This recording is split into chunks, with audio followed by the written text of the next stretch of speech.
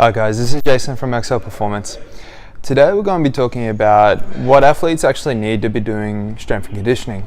Now, this is a pretty good topic because who does need strength and conditioning? I mean, do young kids need it? Does every sport need it? Do older sort of athletes need it that are just playing for fun? So the reason why strength and conditioning exists is probably going to give us the answer. So what we aim to do in strength and conditioning, at least that's what we do at Excel Performance, is that we just try to keep your body healthy so you can actually go out and still perform. That's our number one thing. Because if you can't perform, then there's no sport, there's no reason for strength and conditioning anyways, right? So that's our number one thing, it's just keep you healthy. Number two, then will be to actually look at improving your sports performance. So if we can get you stronger so you don't get injured. So main things we really look at is trying to improve your overall strength of your body. That's number one for us because that keeps you really healthy and keeps you in the game. Number two is then we need to get you strong and looking at different attributes like explosiveness or whatever it might be, then to make you better at your sport. Whatever that might be more like reaction time or something like that. It may not actually be strength related, but those are the other aspects we look at for your sport. Now, does everyone need strength and conditioning? A good sort of thing to look at is, do you ever go in your sport? Does an athlete ever go, even at your age group or a bit younger or a bit older, do they ever have to go to physio to see them about an injury? And if they do, I mean, what can really a lot of the times that the injuries that the physios end up having to deal with are actually very, very avoidable, because if we can actually look at what is actually going on with the athlete before they get injured, then the physio doesn't actually have to deal with them at all. So what that would look like is that if an athlete was coming in, they're doing their strength and conditioning, they're getting strong, we know that there's a weakness, that if they were going to break, that's where they're going to break. We can then get on top of that, fix it, and then the athlete will just go on playing, unless like a freak kind of accident happens, like you get a really bad tackle, you put your foot in a pothole and you twist your ankle or something like that, right? That's stuff that we can't really avoid. It's just gonna happen. You're gonna be more resilient if you are doing strength and conditioning to that stuff. Like if you do get tackled really badly or your foot does go in a pothole wrong, and you're really strong, then you're gonna be more resilient than someone who isn't as strong. So that means like you'll recover, you'll handle the injury better than someone who wasn't strong in the beginning.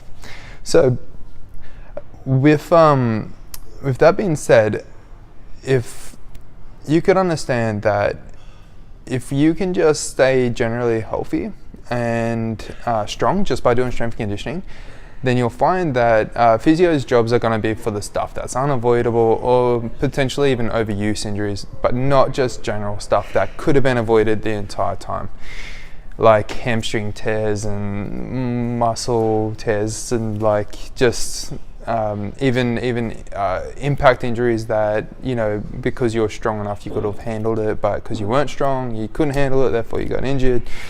So that's the sort of stuff that you can look at. Your body will just be able to handle a lot better if it was strong.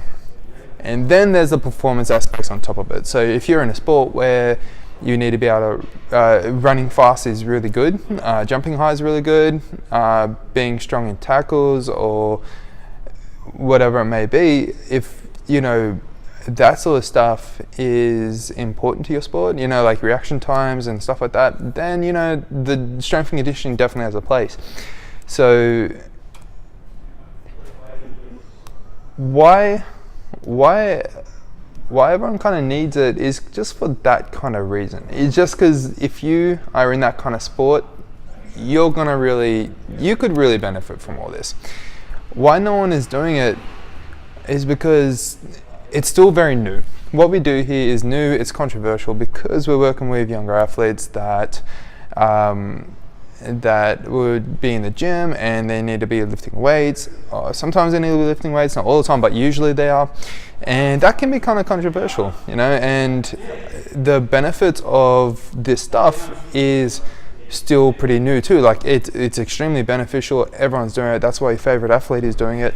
Whoever they are, I guarantee you they're doing it, is because they know that it keeps them healthy, because this is their livelihood. If they can't play their sport, they don't make money, they are done. They can't do the thing they love anymore. So they do strength conditioning to keep themselves healthy. So yeah, I mean, my goal is to get this in the hands of younger athletes, because as beneficial as it is for the older athletes that are professional, they're getting paid to play their sport, this is extremely important for younger athletes, because we're going to have more athletes make it to top level because they are doing strength conditioning. A lot of athletes, we all know someone who didn't make it to top level of the sport because they got injured before they even got there. So we can really avoid a lot of that here in the gym.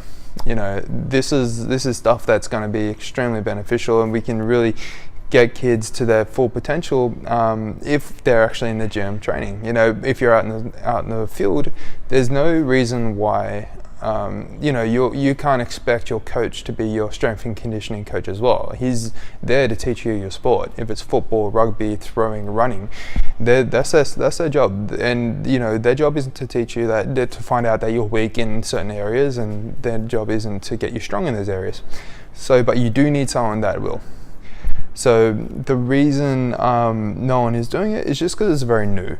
It's very new, and it's kind of controversial as well, because it seems a bit like, why do we have kids in the gym training? And that's kind of a bit weird, So, but, it's going to become more and more common. And like I've said in actually past videos, is that if you're, get on the be an early adopter to this, because if you're an early adopter to this, I promise you this is going to pay hugely. It's just, being an early adopter is kind of hard, because you have to be someone who's going to be doing something that no one else is doing. So please do get on top of this right away. So I hope I sort of covered enough in that, and kind of understand that who actually needs this. And to kind of wrap it up, I'd have to say, I can't really think of any sport that really doesn't need to be that you don't need to be strong, explosive, faster, jumping higher, or have a greater reaction times, or greater agility, or whatever it might be. Every sport I can really think of kind of needs it. There is probably some out there I just can't really think of, I'm sure. Maybe, I don't really know, but to my knowledge, that's kind of it. And so